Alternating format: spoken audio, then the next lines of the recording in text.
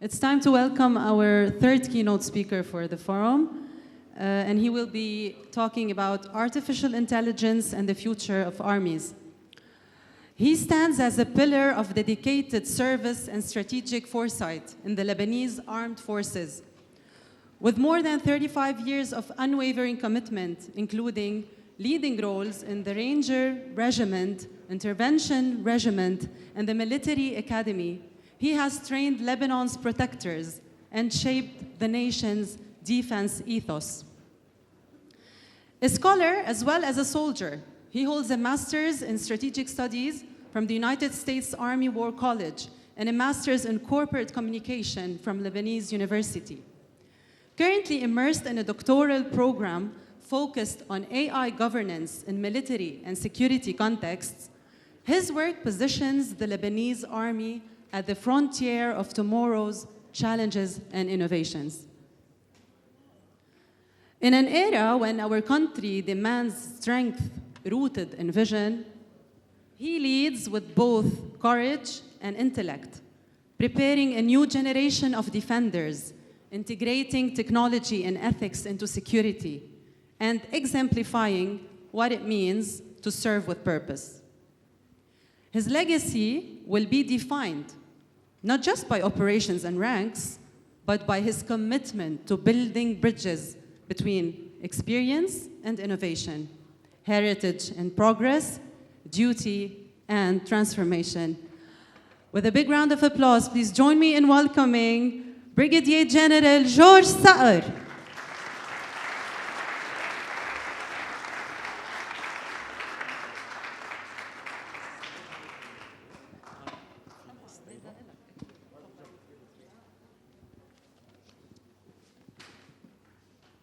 Good afternoon.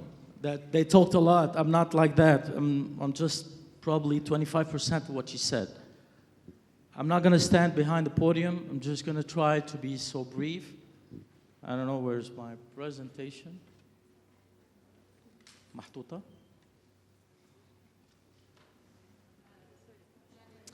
However, till they start with my presentation, I'm going to tell you one thing. The first time I was introduced to a computer was in 1984, so don't sum up the age, please.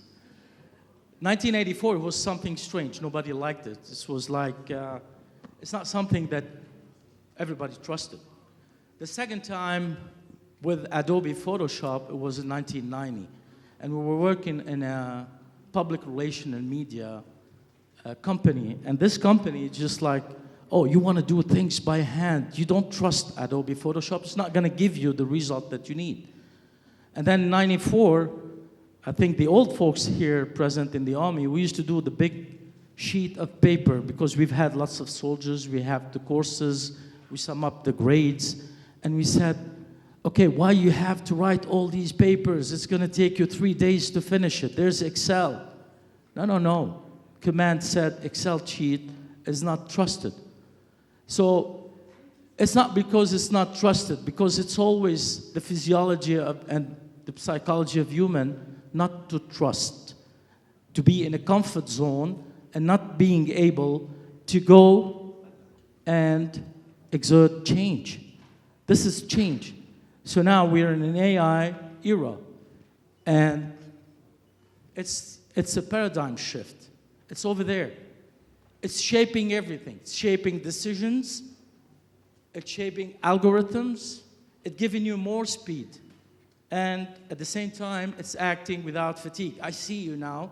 Everybody here has been since like 8 o'clock in the morning listening to these whatever AI, but it's exerting fatigues. بتروح وبتجي. So what is it, really? If you're a strong nation, like the board that I just met, they were talking, if you're a strong nation like the United States, well, it's a big advantage for you, AI. It's going to give you lots of credibility. But at the same time, there's a lot of responsibility. But if you're a fragile state, like most of the area here in the MENA is Middle East and North Africa, it's going to be amplifying inequality, but at the same time, it's going to be empowering repression according to the regime. And and probably destabilizing the environment. But it's there. So AI is there. You have to use it. But you have to use it wisely. And this is the important thing about it. And click it wisely too. خد الميك. Okay.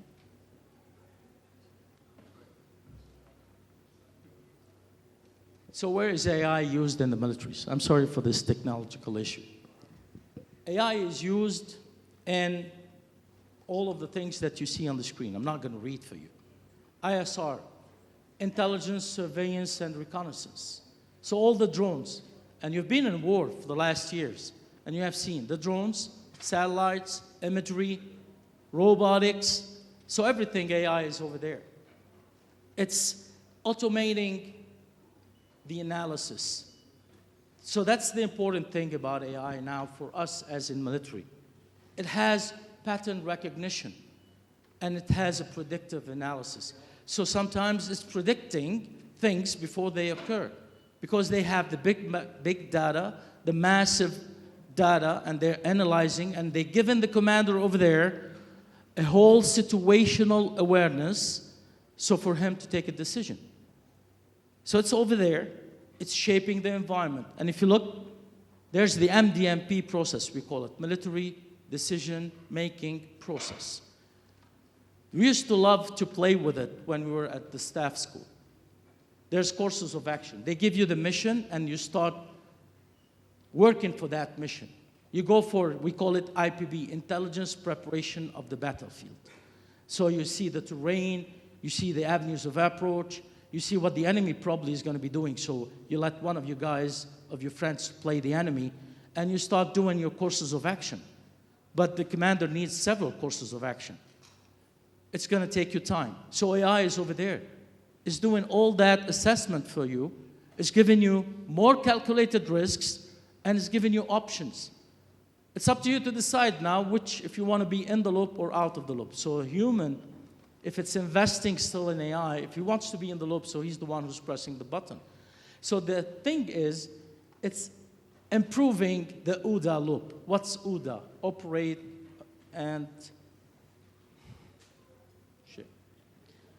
The OODA loop. And the OODA loop, it's a concept. It's a decision-making concept that was created by John Berg on 1950. So it's to get into the mind of the enemy, to be faster than the enemy. So the thing about AI is to be faster than what the enemy is going to be doing, so you can do it for him, or you're going to be given more options to be prevailing in the battlefield. Done with AI. Okay. You see? Okay. Information, logistics, training, and simulation. What's information operation? You heard a lot about it. Psychological operation, we talked about it. Not yet. It's all generated by AI. So if you look at the people that were on the boards, deep fakes, psychological operations, it's generated by AI. News, social media, it's all over there. And misinformation, and you have to counter this misinformation. The botnets, and the Israelis are very good in these botnets. They throw the messages on the social media, and then they're changing the trend. They're changing everything, and they're owning the narrative. So how you dealing with that? The logistics and maintenance, you're predicting. You're predicting what you need. If you need a vehicle, if it needs to change tires, AI is predicting when you're going to change the tires. Of course, if you're not having a flat tire. One of the things, like when I was driving from Boston to New Jersey. I was driving Toyota.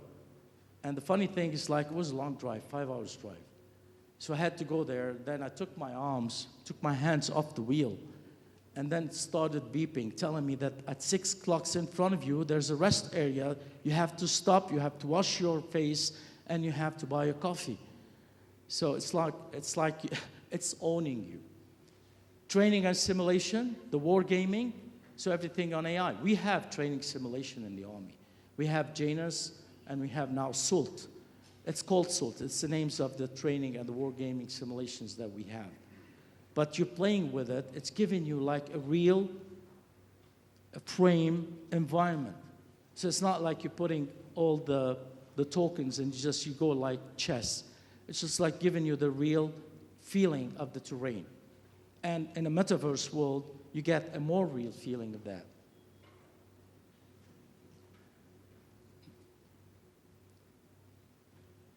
Okay. With AI come ethical challenges and dilemmas. You're using it, but what about the ethical ambiguity? Of course, it's giving you speed. It's giving you precision. It's reducing the cognitive load. So the things that you take time now, if you go to ChatGPT, it's giving you the answers directly. But at the same time, is there a human oversight on it? And that's a question. What about the nuclear heads? What about AI taking decision by itself? Is it going to lead you to escalation in a war or something else? And that's another question. So they are all ethical ambiguity. And now everybody is racing to get AI. Everybody wants AI. Everybody wants AI implemented in the military patterns and the military weaponry that they have, whether autonomous weapons, and if you add to it lethal autonomous weapon systems, that's more problematic because there's life and death decision. Who's taken the life and death decision? Who's accountable for that? Who's responsible for a drone attack if the drone is given a certain probability to fire on its own? So these vulnerability tools to it, the spoofing, do you remember last year during the war, actually when you open Google Map and you see yourself in Jordan, but if you drive into Amshit, you see yourself in the middle of the sea. That's spoofing. So we were all spoofed. We don't know where we are. And we as Army, we were not able to fire our accurate and smart weapons. Because the weapon, the missile that you want to fire, doesn't know where it is. It cannot locate itself, so to know which coordinates it's going to go to.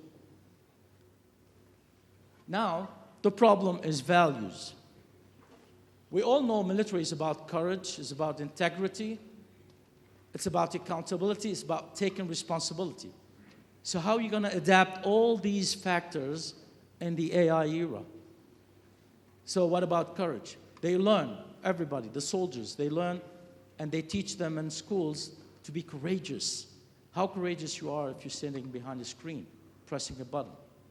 So you have to adopt this courageous thing to another pattern and to look at just war. What's just war? Is it just to use it, or is it just in using it, or in taking the decision of using it? So with all that, and we talked about, you cannot have AI if you cannot govern it. And governance is not something that it goes from only the user. It goes on the international responsibility down to the user. You have to ensure that AI is there to serve humanity. You have to ensure that AI is building trust. There's something called corporate CSRs, those who works in business, corporate social responsibility. So there's a social responsibility in using AI, and AI not to be misused or do harmful things because of the disinformation that it can get to. I've taken a lot of time, just bear with me, because now in the MENA region, in the Middle East, North Africa, this is the place, the era where we are. Well, these are the things that apply where AI is applied. And monitoring, boarding security, counterterrorism, all the actions, cyber defense, state, at the same time, non-state actors. So the regional leaders in it, they're over there. And if you look at the last war, there's the air defense system that the Israeli used. So the air defense system was to intercept missiles coming to Israel. So what they do? AI was calculating the missiles because the missile coming from the interception costs like $100,000, $150,000 probably. So it's intercepting, it's going to intercept a missile for $2,000. So it's calculating where it's going to hit.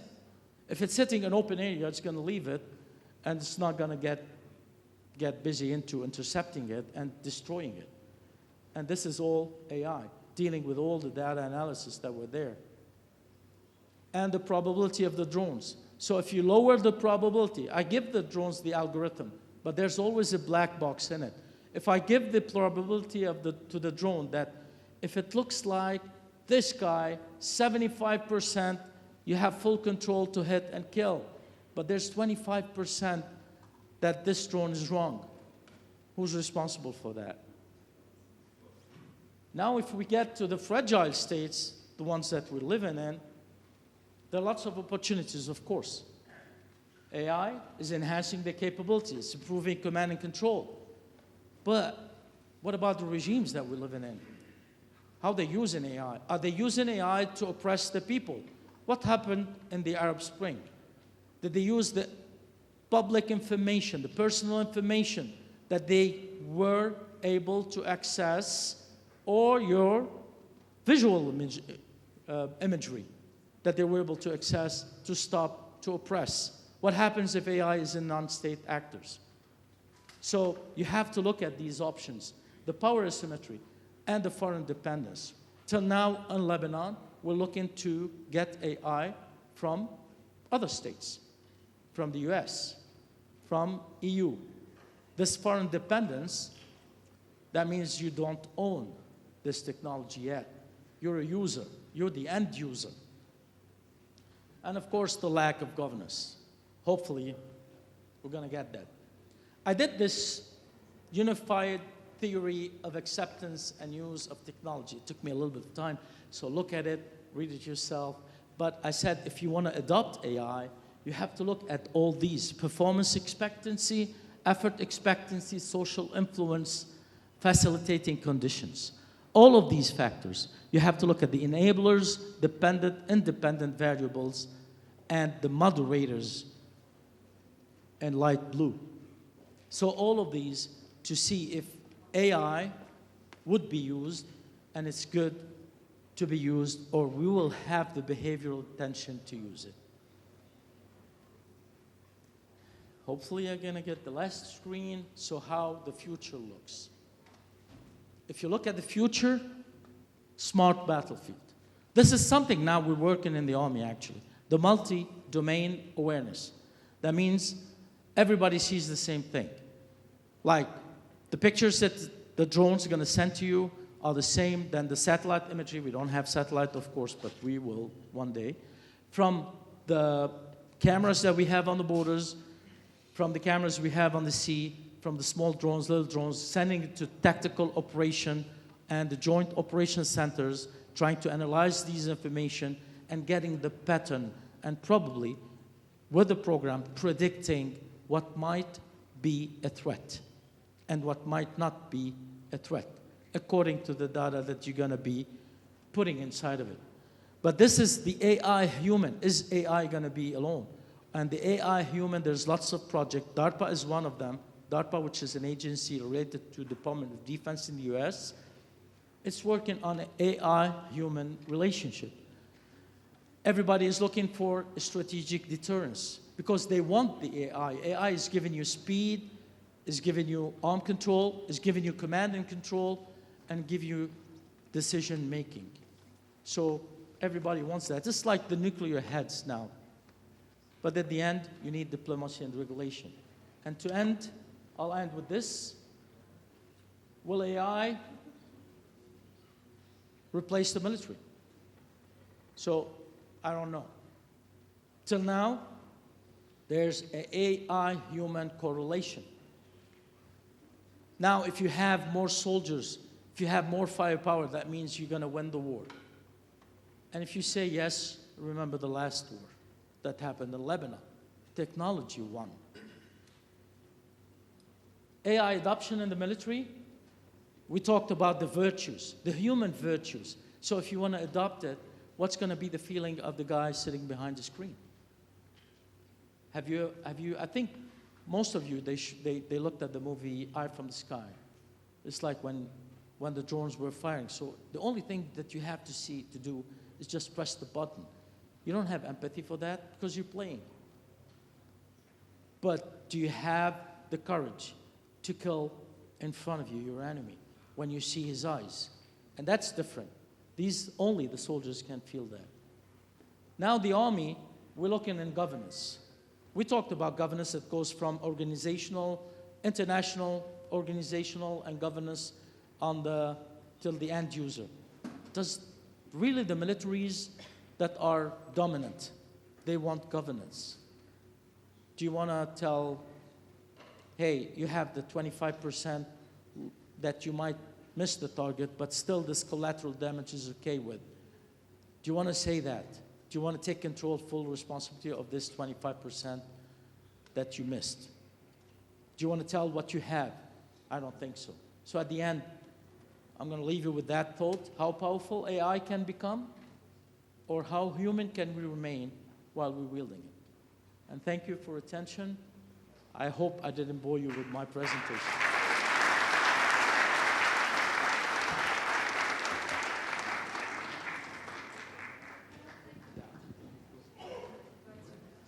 Thank you, General. I invite you to stay on stage because we want to offer you a trophy for a signed token of appreciation. Dr. Jihad Al-Hakaim and the Dean of the Faculty, Dr. Rafael.